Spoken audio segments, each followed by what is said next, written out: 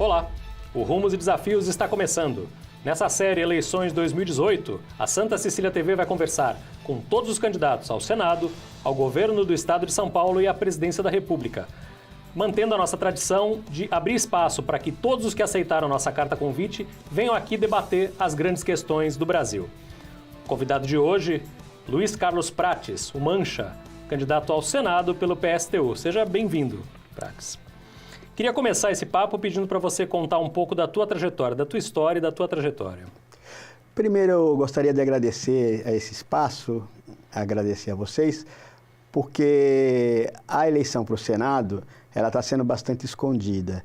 E não só a eleição do Senado, né? A nossa participação nos programas eleitorais, nesse debate é mínimo. Então, eu acho que é uma iniciativa louvável a presença dos candidatos e poder fazer esse debate. Eu nasci no interior do estado de São Paulo, na cidade de Pitangueiras, que não é aqui a praia de Pitangueiras, mas a cidade de Pitangueiras, no interior do estado, perto de Ribeirão Preto, filho de um lavrador, depois operário, que como alguns milhões de brasileiros, vêm aos grandes centros buscar uma melhoria na vida, buscar um emprego e tal. Ele foi para a cidade de Campinas. Comecei a trabalhar com 14 anos de idade, numa empresa metalúrgica, a Pirelli, e depois eu ingressei na Universidade Federal de São Carlos e me mudei para São Carlos para fazer o curso de Engenharia de Materiais.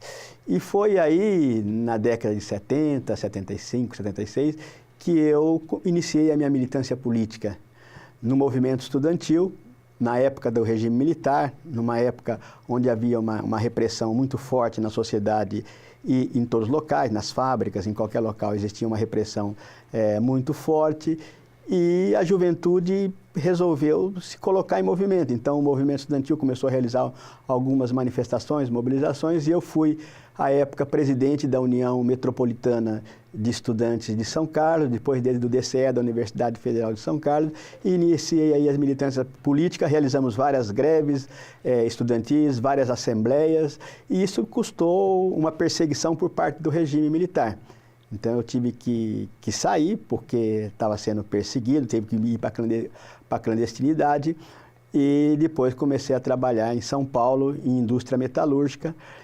Já depois da ditadura ou ainda na década de 70? Ainda na década de 80, eu trabalhei na Monarch, ocasião também que fizemos greves na Monarch, era uma época que os sindicatos eram dirigidos por interventores ou por pelegos, e que eu iniciei em São Paulo, fui parte da oposição metalúrgica em São Paulo, fui demitido também da empresa, tanto da Monarch, onde eu trabalhei, e depois na Siemens também, onde eu trabalhei, fui demitido por justa causa, por defender os trabalhadores, realizar greves, e fui morar em São José dos Campos, onde eu entrei na General Motors, e fui por 2 vezes presidente do Sindicato dos Metalúrgicos de São José dos Campos, e hoje eu sou da executiva da Secretaria Nacional da CSP com Lutas, uma central sindical e popular. Então a gente tem feito da nossa vida, da nossa trajetória, uma trajetória de luta em defesa dos trabalhadores, de luta em defesa dos direitos dos trabalhadores, mas não só dos trabalhadores, também dos movimentos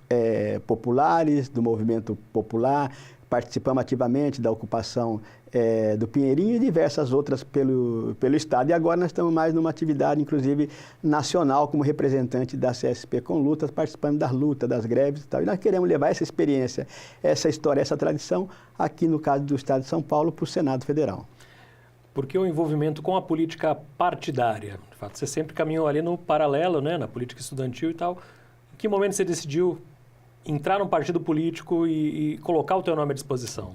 Olha, na verdade, eu entendo o partido político não como um momento eleitoral, e sim a necessidade dos trabalhadores, e particularmente da classe operária, se organizar num partido, né?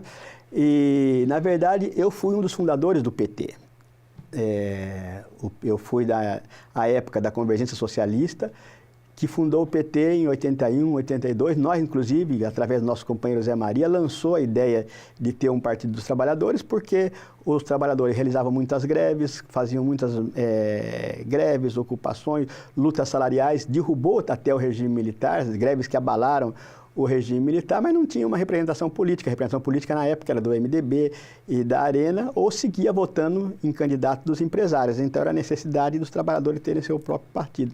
Então eu nós trabalhamos para legalizar e para construir o PT, que no nosso ponto de vista, nós sempre fomos uma corrente dentro do PT desde 1982, defendia que teria que ter uma transformação, uma mudança radical na sociedade. Nós rompemos com o PT a partir do momento que o PT aderiu ao sistema, aderiu ao regime, ganhou algumas prefeituras e começou a fazer uma política que nós chamamos de conciliação de classe, querendo unir aos empresários e romper com aquilo que foi a independência de classe. Os trabalhadores terem seu próprio projeto, seu próprio partido. E nós fundamos o PSTU em 1994. Então, eu também sou um dos fundadores do PSTU. Mas o envolvimento político, a participação política se deu a partir das lutas sociais e não o oposto. As lutas sociais levam à necessidade de ingressar num partido político, de defender as ideias socialistas, porque são as ideias que, no nosso ponto de vista, revolucionam o mundo. O PSTU já conta aí com 24 anos de história, né? 94 até hoje.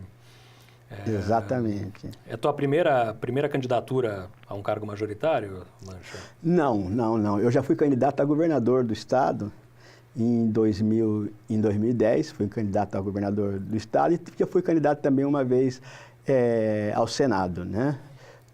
Então, você tem 3 segundos de tempo de TV. Como tornar você conhecido, as tuas propostas conhecidas, com tão pouco tempo de exposição? Para você ver, né, como esse regime é profundamente antidemocrático, né? E as eleições em si são profundamente antidemocráticas.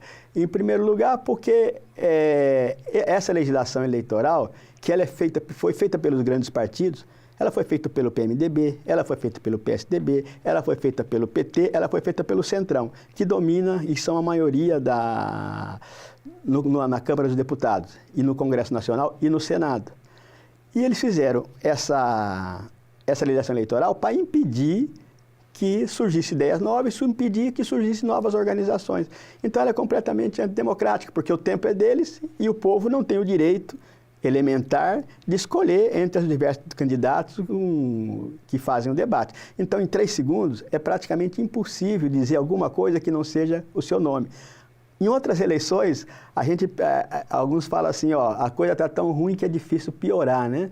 Mas em outras eleições, tinha um tempo de TV muito pequeno, mas era por 30 segundos ou 1 minuto, você conseguia falar alguma coisa. Agora, em 4 segundos, em 3 segundos, em 2 segundos como deputado, não dá para falar nada. Então, existe um objetivo. O objetivo é levar essas organizações, principalmente aquelas que têm um vínculo social, que não está encostada no Congresso Nacional, entre os deputados e tal, à clandestinidade. Então, é muito difícil, mas nós lutamos com as forças que nós temos. Nós pedimos apoio ao pessoal nas redes sociais, nós marchamos aí pelas ruas, pelas avenidas, fazemos campanha de peito aberto. Você tem presença constante em manifestações sindicais, né? Tem sido essa uma parte considerável da tua campanha também, né? É porque essa é a nossa vida, né? Não é só nas eleições, ao contrário. Claro. Ao contrário, as eleições é um momento que a gente reproduz esse debate, mas é parte. Nós participamos das greves, nós participamos dos movimentos, nós levamos apoio, nós levamos solidariedade, nós levamos consciência, a necessidade de juntar os trabalhadores e tal, e a nossa campanha se dá dessa maneira. Hoje mesmo, pela manhã, eu estive falando com cerca de 1.000 trabalhadores numa assembleia. E a gente faz isso constantemente, permanentemente. E mais que isso também, nós vamos nas feiras livres, conversamos com os trabalhadores, com a população, vamos para a periferia e tal, porque essa é a nossa vida e nós não temos medo de fazer a campanha. Ao contrário, nós vamos enfrentando os problemas, porque nós não temos rabo preso com ninguém, nós não estamos na Lava Jato, nós não temos presos corruptos, nós não estamos envolvidos em corrupção. Se algum de nós tem algum processo, é por ser perseguido pela justiça por defender a luta dos trabalhadores, participar de greves, de ocupações e tal. Então, nós olhamos cara a cara com o eleitor e levamos essa mensagem. Mas é uma situação muito desigual, porque além do tempo de TV, que é exíguo, também tem o problema dos recursos financeiros. Nós não temos cabo eleitoral pago, ao contrário, a militância do PSTU ela é toda voluntária. Então, as pessoas que você vê distribuindo o nosso material, conversando com os trabalhadores, são líderes nos seus bairros, são líderes sindicais, são líderes do movimento de mulheres, líderes do movimento dos negros, dos índios, de ambulantes, e são pessoas que dedicam uma parte do seu tempo para defender essas ideias e levar essas ideias adiante. Exatamente o oposto daqueles que têm a sua militância paga. Né? Além dessa questão do tempo no rádio e na TV, tem a questão da lei que favorece aqueles que estão mais bem colocados nas pesquisas, né? Para os debates, por exemplo, acho que já houve debates a candidatos ao Senado em que se prioriza só aqueles 5 primeiros colocados ou nos ciclos de entrevistas. Aqui na Santa Cecília TV a gente sempre convida todos os candidatos, promovemos debates regionais aqui para as prefeituras e convidamos todos os que estão registrados. É um outro problema, né? A falta de tempo nos debates para que você possa inclusive interagir com os outros candidatos. Exatamente. Por exemplo, a nossa candidata, em relação ao Senado, os debates têm sido poucos. Mas, por exemplo, tanto ao governo do Estado quanto à presidência da República, existem muitos debates. E a nossa candidata, a Vera Lúcia, ela não participou até agora de nenhum. E não pode dizer, inclusive, que é um problema de pontuação, porque ela tem mais pontos que muitos candidatos que participam desse debate. A questão central é que o povo brasileiro, ele tem o direito de conhecer as ideias dos candidatos. Porque, na verdade, se faz uma farsa, um monte de promessa e ninguém fala de onde que vai tirar o dinheiro para poder arcar com esses programas, essas promessas. E a Vera Lúcia, por exemplo, ela diz que é necessário romper com a dívida pública, porque enquanto o Brasil estiver gastando 46% do orçamento no pagamento da dívida pública, dando dinheiro para os banqueiros, dando dinheiro para os grandes capitalistas financeiros internacionais, não tem saída para os problemas nacionais. Então, esse debate, que é o debate de fundo que está posto para o Congresso e também agora para a Presidência da República, não é feito exatamente porque falta lá o candidato do PSTU. Então, eu acho que é louvável a iniciativa que vocês têm de exatamente fazer esse debate e fazer de maneira igualitária. Aliás, isso não é nenhuma reivindicação socialista. Isso em países, por exemplo, como na França, existe o tempo igual para todos para poder fazer não só os debates, como a sua propaganda eleitoral. Então, a gente vê aqui, existe o oposto, existe um latifúndio de tempo para o PT, para o MDB, para o PSDB e 2, 3 segundos para aqueles que estão fazendo uma campanha contra o sistema e contra o sistema do regime capitalista. O Rumo dos Desafios vai para um rápido intervalo. A gente volta já já.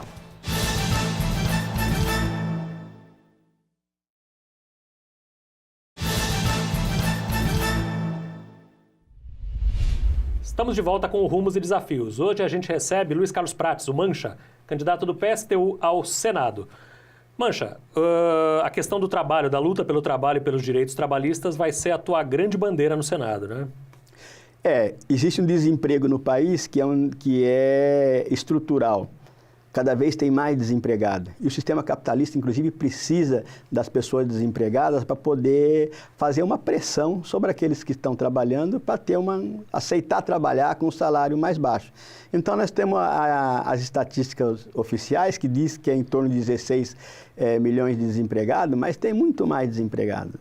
Muito mais, muito mais. Se a gente contar aqueles que estão desempregados, aqueles que estão em trabalho precário, que são considerados bico, nós temos cerca de 67 milhões de pessoas que vivem nessa situação. Então, o desemprego é um problema crucial para o nosso país e crucial para as pessoas. Todo mundo que está nos ouvindo agora, por exemplo, tem uma pessoa que está na sua família desempregado e sabe a dificuldade que tem o desemprego, você não poder dar um leite para uma criança, você não poder dar um presente para o seu filho, e você não poder, às vezes, andar de ônibus.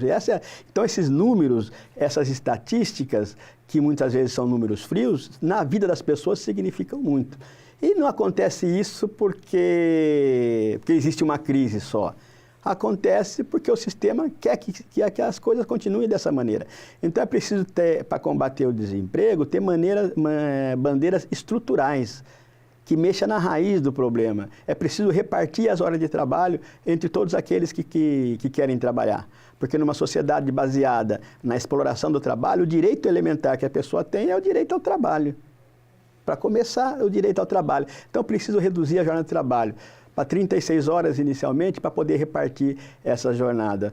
Porque as grandes inovações, a tecnologia, não tem servido para aumentar os empregos. Ao contrário, tem servido para diminuir o desemprego. Então, se fala na robótica, se fala na indústria 4.0, e que deveria ser uma solução, que deveria ter emprego para todo mundo, está falando que vai acabar mais de 50 milhões de empregos no país. Então, essa situação precisa ser enfrentada. Também precisa ser enfrentada com um plano de obras públicas. O Estado tem que ser indutor da geração de emprego. Um plano de obras públicas para fazer hospitais, para fazer escolas, para trabalhar o saneamento básico, enfim, obras públicas em empresas estatizadas, não através dessas empreiteiras da corrupção e roubalheira, para poder também gerar emprego. O seu partido, o PSTU, ele se coloca frontalmente contra as privatizações e nós estamos vivendo no momento um caso emblemático, que é lá da sua região, que é o caso da Embraer. Como é que o senhor está acompanhando essa situação?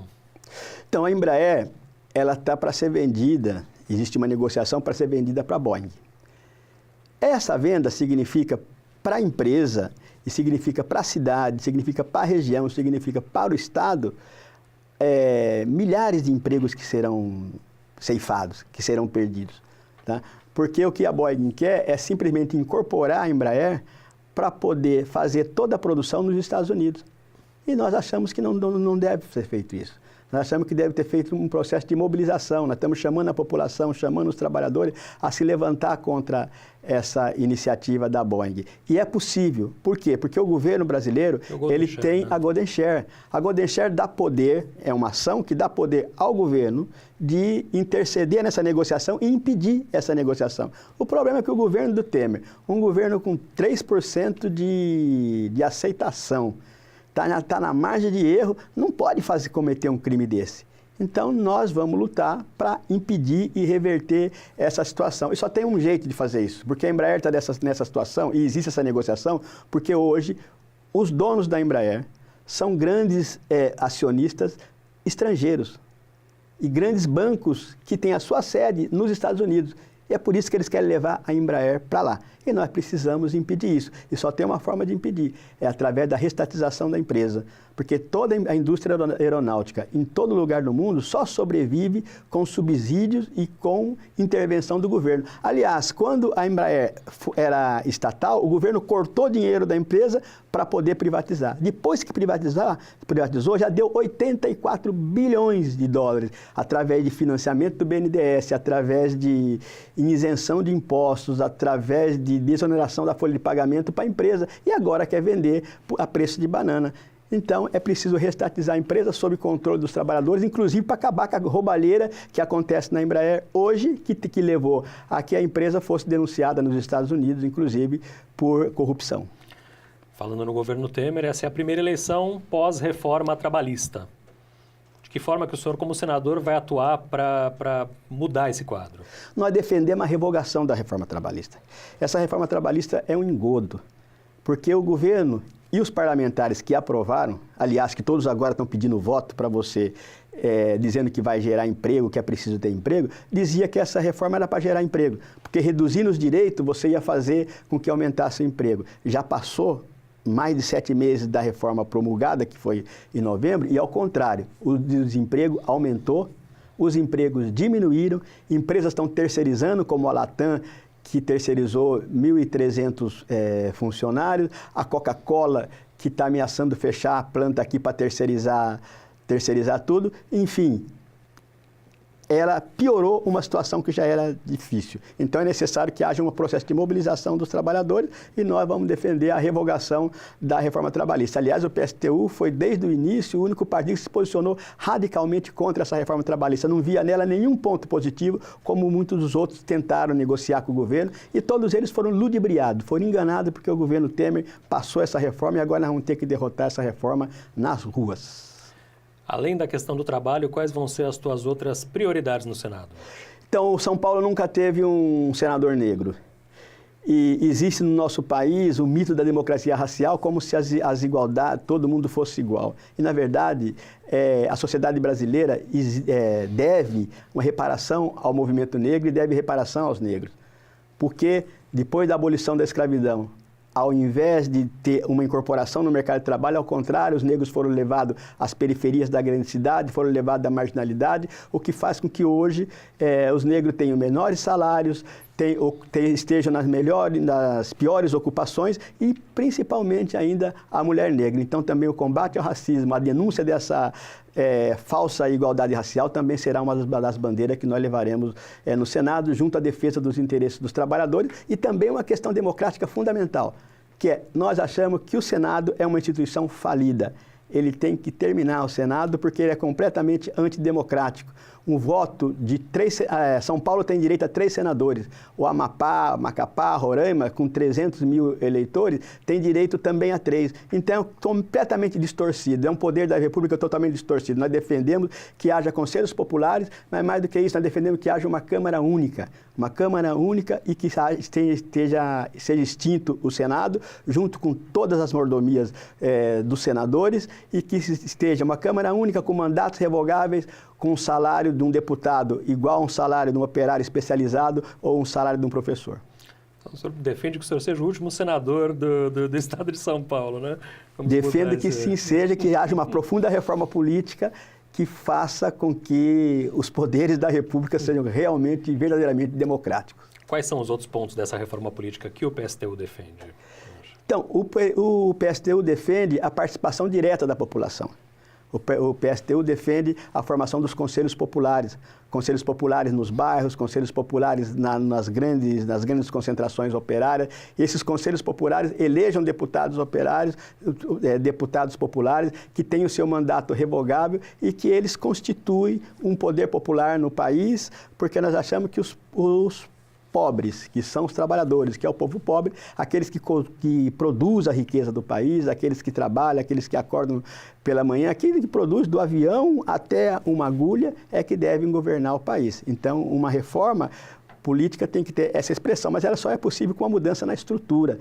Ela só é possível com uma revolução, ela só é possível se existir uma rebelião. Por isso que o PSTU diz, é preciso fazer uma rebelião. E quando eu falo rebelião, estou falando para você, rebele-se, se mobilize, vamos fazer como fizeram os caminhoneiros, vamos fazer como fizeram os estudantes que ocuparam as escolas em 2015 no estado de São Paulo e depois estendeu para todo o país. Vamos fazer como nós fizemos em 2013 nas grandes manifestações, onde o poder esteve nas ruas. E é isso que nós achamos que deve ser feito. Como é que é o teu dia a dia? Eu queria saber um pouco do homem, Luiz Carlos Prates. Como é que é o teu dia a dia? De que forma a campanha afetou a tua vida?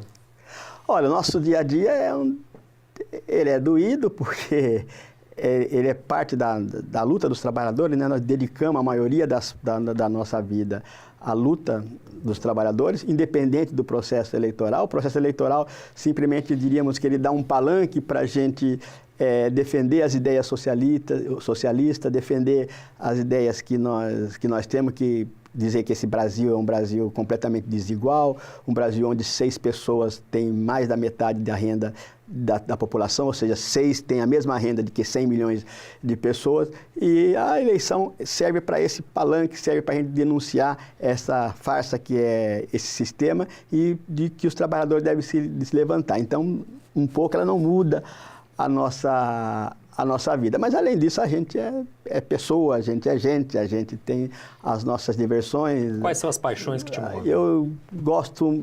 Na minha juventude, eu jogava muito futebol. Pra que time torce? Que time torce? Rapaz, eu torço para Ponte Preta, para o São Paulo. Porque o São Paulo foi do time do meu pai. E a Ponte Preta, onde eu morei durante algum tempo em Campinas. E joguei bola muito na juventude. E depois disso, a gente parou um pouco. Hoje, o meu maior hobby é dança. Eu gosto muito de dançar. E a gente tem que ir levando a vida, né? Legal, Mancha. A gente está chegando já no finalzinho da entrevista. E eu queria deixar esses últimos 2 minutos para que você falasse direto com quem está assistindo a gente, deixasse uma mensagem para os teus eleitores. Olha, o PSTU participa das eleições, em primeiro lugar, você está vendo, para denunciar esse processo eleitoral. É um processo eleitoral completamente viciado, onde as grandes empresas, onde aqueles partidos que têm mais dinheiro, que têm mais recursos, dominam e tentam enganar você e tentam enganar os eleitores. E nós queremos denunciar esse processo e dizer que a mudança é possível, mas a mudança é possível através de um processo de mobilização, através da sua luta, através da sua organização, no seu sindicato, na sua associação de bairro, no seu movimento popular, no seu movimento de algum setor oprimido que você participa, através da ação direta. Então, nós estamos chamando os trabalhadores a fazer isso, a fazer uma ação direta e dizer que esse país precisa de mudança. E agora, para essa mudança acontecer, é preciso ter uma rebelião, é preciso fazer uma revolução socialista, é preciso mudar a estrutura econômica do país para que os pobres, para que os trabalhadores, para aqueles que fazem a riqueza do país possam usufruir numa sociedade onde você tem emprego, onde você tenha saúde, onde você tenha direito e onde você não seja discriminado e não seja oprimido. Por isso, nós chamamos você a ajudar a gente na nossa campanha. Nós temos muito pouco tempo, então nós precisamos de você. Curta a nossa página na internet, compartilhe os nossos conteúdos, divulgue entre seus amigos, ajude-nos nas redes sociais. Eu acho que essa tarefa, nós achamos que essa tarefa é uma tarefa de todo trabalhador oprimido, é uma tarefa das mulheres, é uma tarefa dos negros, é uma tarefa dos movimentos populares, é uma tarefa de todo aquele que sofre com a opressão do sistema capitalista. Então, é esse o recado que nós queríamos deixar com vocês. Vote nos candidatos do PSTU, vote 16 e vote Mancha 160 para o Senado. Esse foi Luiz Carlos Prates, o Mancha, candidato do PSTU ao Senado. Mancha, muito obrigado pela tua presença. Obrigado a você. Obrigado pela gentileza de aceitar o nosso convite. O Rumos e Desafios volta no próximo programa. A gente se vê.